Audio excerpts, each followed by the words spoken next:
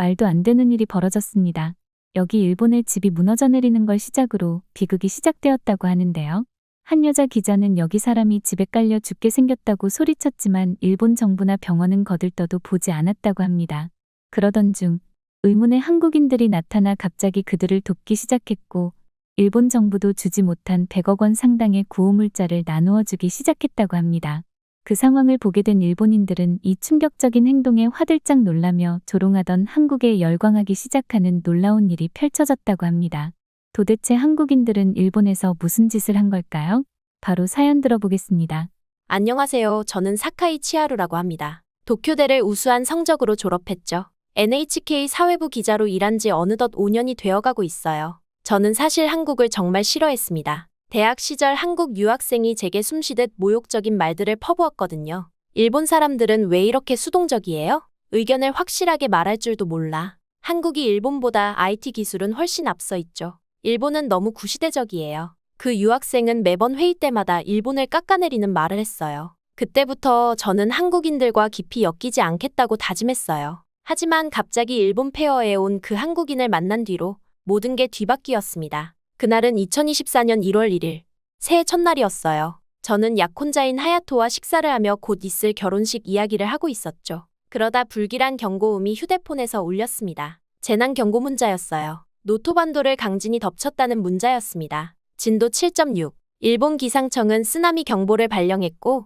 TV에서는 계속해서 긴급 속보가 이어졌습니다. 하야토와 저는 즉시 현장으로 향했죠. 피해 지역으로 가는 도로는 이미 무너지기 시작했어요. 나는 와지마시로 갈게. 그쪽이 피해가 가장 클 것 같아. 조심해요. 여진이 계속되고 있으니까. 그게 하야토와 나눈 마지막 대화였습니다. 저는 스이즈시로 향했어요. 도착했을 때 이미 도시는 엉망이 되어 있었죠. 건물들은 무너져 있었고 사람들은 겁에 질려 있었어요. 몇 시간이 지났는데도 제대로 된 구조 활동은 시작되지 않았습니다. 구조대는 언제 오나요? 아직 위에서 지시가 내려오기를 기다리고 있습니다. 사람들이 무너진 건물 속에 갇혀 있다고요? 죄송합니다만 규칙이라니요. 사람이 죽어가고 있는데 윗선의 허락을 기다리느라 움직이지 못하는 일본이 처음으로 미웠습니다. 그때 하야토에게서 전화가 왔어요. 치하루, 나 지금 좀 큰일 났어. 무슨 일이에요? 건물에 갇혔어. 취재하다가 여진으로 1층 출구가 막혔어. 심장이 멎는 것 같았어요. 하야토의 숨소리가 거칠었죠. 구조대에 연락했어요? 30분 전에 했어. 하지만 아직도 안 오네. 본부에서 아직 결정이 안 났대. 뭐라고요? 그게 말이 돼요? 그렇게 전화를 받자마자 저는 즉시 와지마시로 향했습니다. 하지만 도로는 곳곳이 무너져 있었고 차들이 꼼짝도 못하고 있었어요. 경찰은 일반인들의 진입을 막았죠. 저는 기자 신분증을 보여주며 애원했지만 소용없었어요. 1시간이 지나고 2시간이 지나고 구조대는 오지 않았습니다. 119에 전화해도 순서대로 처리하고 있습니다. 라는 딱딱한 답변만 돌아왔어요. 하야토, 조금만 더 버텨요. 제발, 괜찮아. 이제 숨쉬기가 좀 힘들어졌어. 건물이 계속 무너지는 것 같아. 그렇게 저는 미칠 것 같았어요. 우리나라가 이렇게나 꽉 막혀 있다니. 누군가 빨리 결정을 내려야 하는데 모두들 책임지기 싫어서 눈치만 보고 있었죠. 구조대는 윗사람 허락만 기다렸고 시청은 서류 작업하느라 바빴어요. 치하루, 우리나라가 이러면 안 되는데. 하야토의 목소리는 점점 약해졌어요. 그는 마지막까지도 기자였습니다. 세상의 잘못된 점을 지적하는 것을 잊지 않았죠. 이렇게 큰 지진인데 왜 우리는 준비가 안 되어 있었지? 왜 이렇게 늦장 부리는 거야? 그게 하야토의 마지막 말이었습니다. 통화가 끊기고 더 이상 연락이 되지 않았어요. 구조대가 도착했을 때는 이미 새벽이었습니다. 6시간이나 걸린 거예요. 단 한 사람을 구하는데 6시간이나. 하야토는 건물 잔해 속에서 발견됐어요. 마지막까지 그의 손에는 녹음기가 쥐어져 있었죠. 취재 수첩에는 마지막으로 이런 글이 적혀 있었다고 해요. 지진 대응이 너무 늦다. 현장에서 지휘할 사람이 없다. 아무도 결정을 내리지 않는다. 결국 저는 장례식장에서 참을 수 없는 분노가 치밀었어요. 하야토는 죽지 않아도 됐습니다. 우리나라가 이렇게 꽉 막혀 있지만 않았더라면, 누군가 빨리 결정하고 행동했더라면 그의 죽음은 우리 사회의 큰 문제점을 똑똑히 보여줬어요. 아무도 책임지려 하지 않고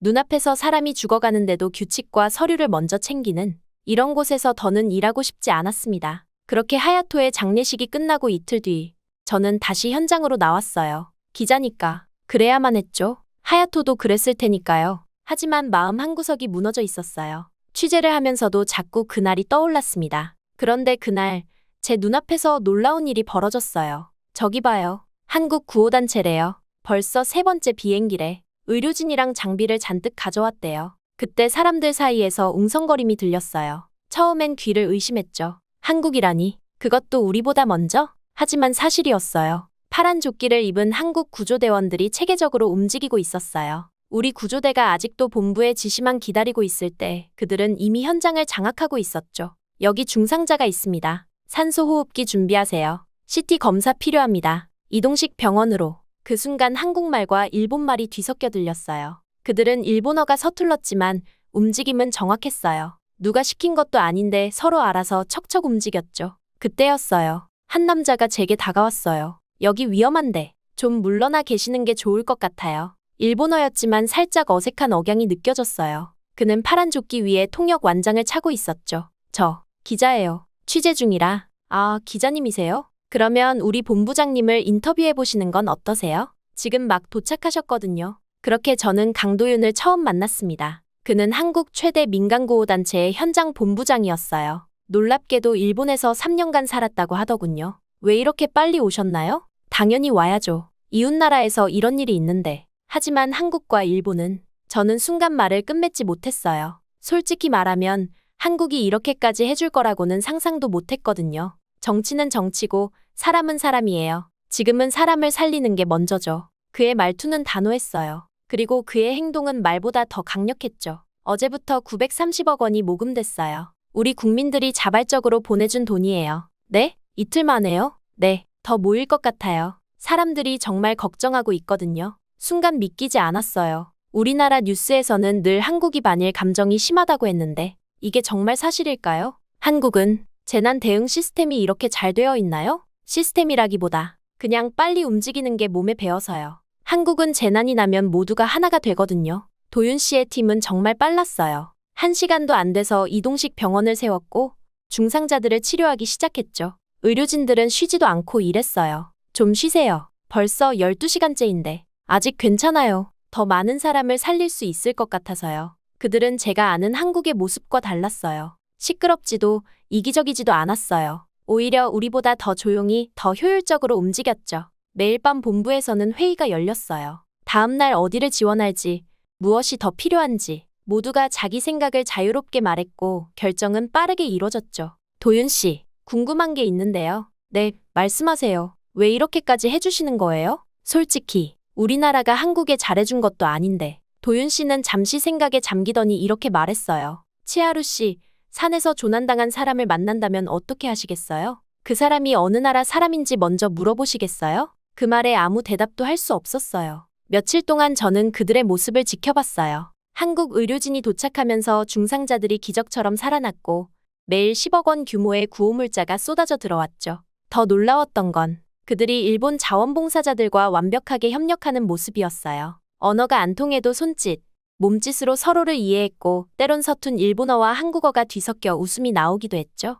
그렇게 저는 꿈만 같은 광경을 찍고 나서야 숙소로 향했습니다. 숙소로 돌아와 기사를 쓰면서도 한국의 도움을 최대한 작게 다루려 했어요. 한국 구호단체도 도움을 주고 있다 정도로만 써내려갔죠. 하지만 이상했어요. 자판을 두드리는 손가락이 자꾸 멈췄고 화면 속 글자들이 저를 비웃는 것만 같았어요. 쓰고 지우기를 수십 번.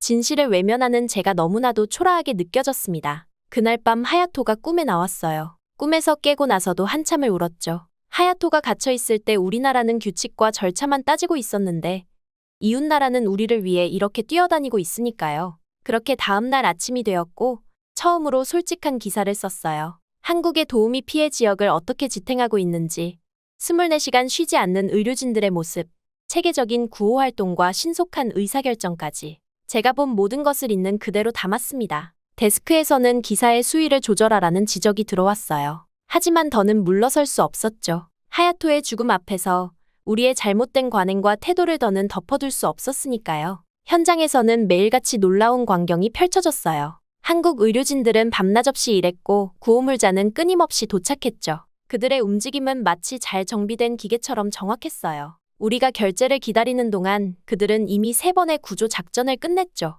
우리가 회의를 하는 동안 그들은 벌써 다음 마을로 향하고 있었어요. 특히 기억에 남는 건 한밤중의 구조 현장이었어요. 여진으로 또 다른 건물이 무너질 위험이 있었죠. 우리 구조대는 안전진단을 기다리고 있었지만 한국 구조대는 바로 움직였어요. 위험을 감수하고 들어가 3명의 생존자를 구해냈죠. 그때 깨달았어요. 규칙과 절차도 중요하지만 때론 과감한 결단이 생명을 구한다는 걸요. 또한 한국인들의 모금 소식을 들을 때마다 마음이 복잡했어요. 930억 원이라는 돈은 단순한 숫자가 아니었죠. 그건 우리를 향한 따뜻한 마음이었어요. 과거의 아픔을 뒤로하고 어려운 이웃을 돕겠다는 의지였죠. 어릴 때부터 자연스럽게 쌓아온 편견들이 하나둘 깨져나갔어요. 한국이 일본을 무조건 미워한다고 생각했던 제가 부끄러워졌고, 우리가 도와줘도 고맙다는 말도 없다고 했던 부모님의 말씀도 이제는 달리 들렸죠. 그동안 제가 얼마나 한쪽으로 치우친 시선으로 세상을 보고 있었는지 깨달았어요. 제가 쓴 기사는 방송국 내부에서 큰 논란이 됐어요. 편집회의에서 기사가 방송사의 논조와 맞지 않는다며 전면 수정하라는 지시가 내려왔죠. 그 순간 속에서 뜨거운 것이 올라왔어요. 하야토가 그토록 싫어하던 모습이었으니까요. 진실을 외면하고 불편한 현실을 덮어버리려는 우리 언론의 모습이요. 회의실에서 나오면서 마음이 무거웠어요. 이대로는 안 되겠다는 생각이 들었죠. 며칠 동안 고민하다가 특별 기획안을 제출했어요. 한국의 재난 대응 시스템을 직접 취재하겠다는 내용이었죠. 우리가 놓치고 있는 것, 우리가 배워야 할 것들을 현장에서 찾아보고 싶었어요. 처음엔 당연히 거절당할 거라 생각했어요. 하지만 의외로 기획안은 통과됐죠. 아마도 지진 이후 시청자들 사이에서도 한국의 빠른 대응에 대한 관심이 커졌기 때문이었을 거예요. 밤하늘을 보며 생각했어요. 하야토가 그토록 바라던 것처럼 이제는 진실을 제대로 마주하고 있다고요. 매일 밤 늦게까지 일하는 한국 의료진들, 가방 가득 구호물품을 나르는 자원봉사자들. 그들을 보면서 제 생각이 잘못됐다는 걸 조금씩 인정하게 됐어요. 이제 저는 더 깊이 알고 싶어졌어요. 그들의 빠른 행동력과 결단력이 어디서 오는지, 위기 앞에서 하나가 되는 그 힘이 무엇인지, 그리고 어쩌면 그곳에서 우리나라가 변할 수 있는 답을 찾을 수 있을지도 모르겠다는 생각이 들었어요. 그렇게 저는 한국행 비행기 티켓을 끊었고 한국으로 향했습니다. 그날은 비가 쏟아지던 밤이었어요. 취재차 한국에 온 지 3일째. 서울의 한 골목에서 저는 소매치기를 당했죠. 인적이 드문 골목이었는데 갑자기 뒤에서 누군가가 제 가방을 확 낚아채 갔어요. 그 순간 무서웠지만 더 무서운 건 여기가 한국이라는 거였어요. 일본에서도 소매치기를 당한 적이 있었거든요. 그때는 경찰이 오는 데만 40분이 걸렸고 결국 범인을 잡지도 못했어요. 게다가 주변 사람들은 모른 척 지나갔죠. 여기선 더 심할 거라고 생각했어요. 하지만 제 생각이 완전히 틀렸다는 걸 깨닫는 데는 3분도 걸리지 않았어요. 저기 도둑이야. 제 외침을 듣자마자 주변에 있던 시민들이 즉시 뛰어나갔어요. 누구의 지시도 없었는데 마치 약속이라도 한 것처럼 자연스럽게 말이에요. 한 고등학생으로 보이는 남학생은 자전거를 타고 도둑의 뒤를 쫓았고 근처 가게 주인은 재빨리 경찰에 신고했어요. 신고 후 2분도 안 돼서 경찰차 사이렌 소리가 들렸어요. 그리고 곧이어 순찰 중이던 오토바이 경찰도 현장에 도착했죠. 시민들과 경찰의 협력으로 도둑은 금세 붙잡혔어요. 그런데 더 놀라운 건 그 후였어요. 주변 상인들이 저를 걱정하며 따뜻한 차를 건네주었고 무서웠을 거라며 위로해 주었어요. 경찰은 영어가 가능한 직원을 즉시 투입해 제 진술을 정확하게 들었죠. 마치 오래된 이웃들처럼 자연스러운 그 모습들이 제 가슴을 울렸어요. 근처 경찰서에서 진술을 마치고 나오는데 아까 자전거로 쫓아갔던 학생이 기다리고 있더라고요. 혹시 필요한 게 더 있냐며? 이게 정말 한국인가 싶었어요. 제가 알던 한국은 무질서하고 위험한 나라였는데 그렇게 숙소로 돌아오는 길에 생각이 많아졌어요. 지진 당시가 자꾸 떠올랐거든요. 한국 구조대가 그토록 빠르게 움직일 수 있었던 건 결국 이런 일상에서 비롯된 게 아닐까요? 누가 시키지 않아도 서로 돕는 게 당연하다고 여기는 문화. 신속한 대응이 몸에 밴 시스템. 그날 밤 창밖의 서울거리를 바라보며 생각했어요. 제가 본 건 단순한 치안 시스템의 차이가 아니었어요. 그건 삶을 대하는 자세의 차이였죠. 사람이 먼저고 규칙이나 절차보다 행동이 앞서는 곳. 하야토가 살아있었다면 이런 곳이었을까? 그렇게 저는 도쿄로 돌아오는 비행기 안에서 멍하니 창밖을 바라봤어요. 하늘 위에서 바라본 도쿄는 여전히 반듯하고 깨끗했지만 왠지 낯설게 느껴졌죠. 어렵게 써내려간 기사를 데스크에 올린 건 출근 첫날 아침이었어요. 한국에서 제가 겪은 일들, 그들의 신속한 대처와 따뜻한 시민의식까지 모든 걸 담았죠. 그런데 부장님의 반응이 이상했어요. 치하루 씨, 이 기사 좀 문제가 있어요. 네? 우리나라 시스템을 너무 비판적으로 다룬 것 같아서. 그 순간 가슴 한편이 답답해졌어요. 진실을 외면하는 건 저희가 아니었나요? 하야토가 살아있었다면 그가 갇혀있던 그 시간에 우리처럼 절차만 따지고 있진 않았을 텐데. 순간 사무실로 돌아와 모니터를 멍하니 바라봤어요. 화면 속엔 제가 5년 동안 써온 기사들이 가득했죠. 사회 문제를 다룬다고 자부했지만 결국 아무것도 바꾸지 못했어요. 모두가 납득할 만한 수위로 맞추다 보니 날카로움은 사라지고 그저 무난한 기사들만 남았더라고요. 창밖으로 보이는 도쿄의 밤거리는 여전히 고요했어요. 질서정연하게 줄 서 있는 사람들, 빨간불에 멈춰 서 있는 차들. 모든 게 규칙적이고 안정적이었죠. 하지만 그 안정감이 불편하게 느껴졌어요. 우리는 너무 많은 걸 규칙이란 이름으로 포기하고 있었나 봐요. 하야토가 그토록 바꾸고 싶어 했던 것도 이런 거였겠죠? 밤늦게까지 사무실에 남아 고민했어요. 한국에서의 이주가 자꾸 떠올랐거든요. 그곳에선 규칙보다 사람이 먼저였어요. 위험한 순간에 서로를 돕는 게 자연스러웠고 옳은 일을 위해선 절차 따위 과감히 무시했죠. 저는 퇴근길에 우연히 하야토와 자주 가던 선술집에 들렀어요.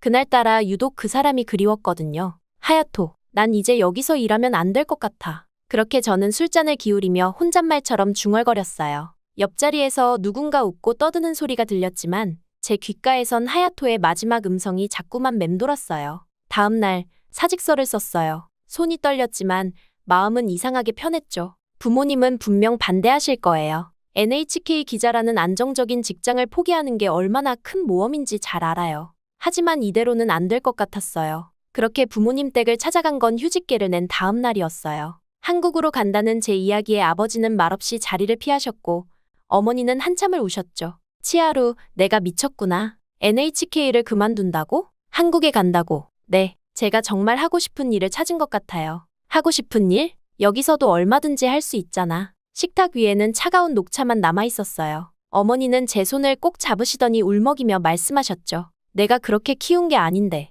우리가 뭘 잘못했니? 순간 가슴이 아팠어요. 하지만 전 이미 결심한 뒤였어요. 하야토의 죽음 이후로 더는 도망치고 싶지 않았거든요. 그가 끝내 못 이룬 꿈, 진정한 저널리스트로서의 삶. 이제는 제가 그 꿈을 이어가고 싶었어요. 어머니, 전 잘못된 걸 보고도 모른 척하는 기자가 되기 싫어요. 우리나라가 변해야 한다는 걸 알면서도 침묵하는 기자로 살고 싶지 않아요. 그제야 어머니의 표정이 조금 누그러졌어요. 아마도 제 눈빛에서 결심을 읽으셨나 봐요. 언제 가니? 다음 달이요. 그때까진 한국어를 더 공부하려고요. 돌아올 거예요. 꼭 성공해서 우리나라도 변할 수 있다는 걸 보여드릴게요. 그렇게 저는 퇴근 후엔 매일 한국어 학원에 다녔어요. 처음엔 낯설기만 했던 한글이 조금씩 눈에 들어오기 시작했죠. 한국 드라마를 보면서 발음을 따라하고 한국 뉴스를 들으며 귀를 훈련시켰어요. 매일 밤 컴퓨터 앞에 앉아 한국 방송국 채용 공고를 검색했어요. 영어로 된 국제부 리포터 모집 공고를 발견했을 땐